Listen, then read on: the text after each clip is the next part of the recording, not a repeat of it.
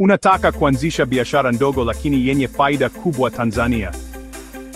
Leo tutakufungulia siri za biashara 10 ndogo zinazoweza kukupa faida ya zaidi ya shilingi 500,000 kwa mwezi bila gharama kubwa.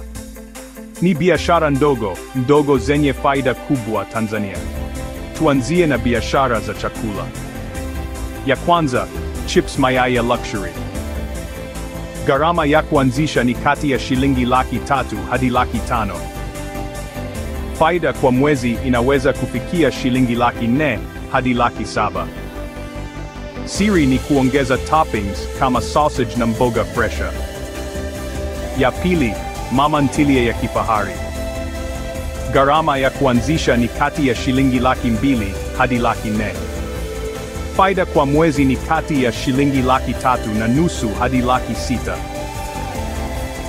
Siri ni kupika kwa ubora na kuweka bei nafuu. Sasa tuende kwenye biashara za teknolojia. Ya tatu, screen repair ya simu.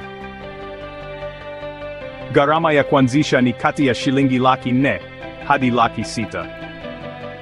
Faida kwa mwezi ni kati ya shilingi 600,000 hadi 1,000,000.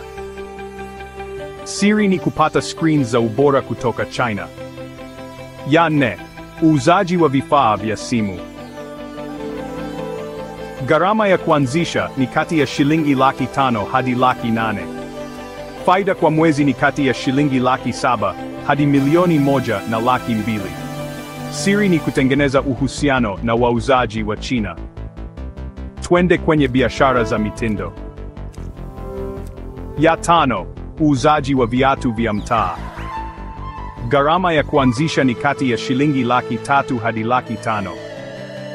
Faida kwa mwezi ni kati ya shilingi 450,000 hadi 800,000. Siri ni kununua kwa wingi kutoka Dar es Salaam. Ya sita, printing ya t-shirts. Gharama ya kuanzisha ni kati ya shilingi 600,000 hadi 900,000.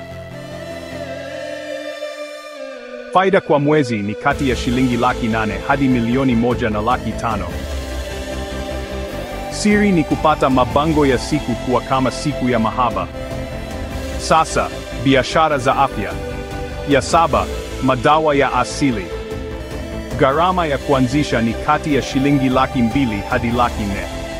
Faida kwa mwezi ni kati ya shilingi 300,000 hadi 600,000. Siri ni kutengeneza dawa za maumivu ya meno na tumbo. Ya nane, uuzaji wa mboga za kienyeji. Gharama ya kuanzisha ni kati ya shilingi 1,500,000 hadi 300,000. Faida kwa mwezi ni kati ya shilingi 2,500,000 hadi 500,000. Siri ni kununua moja kwa moja kwa wakulima. Biashara ndogo zinaweza kukufikisha mbali. Chagua moja kwa moja, anza kwa uaminifu, na uwe makini na matumizi yako. Kumbuka, kila biashara kubwa ilianza kama ndogo. Subscribe kwa habari zaidi za biashara na uwekezaji. Like kama umepata biashara unayoitaka kuanzisha. Comment, je, una biashara gani tayari? Tufahamishe. Subscribe kwa mbinu zaidi za kufanikisha biashara.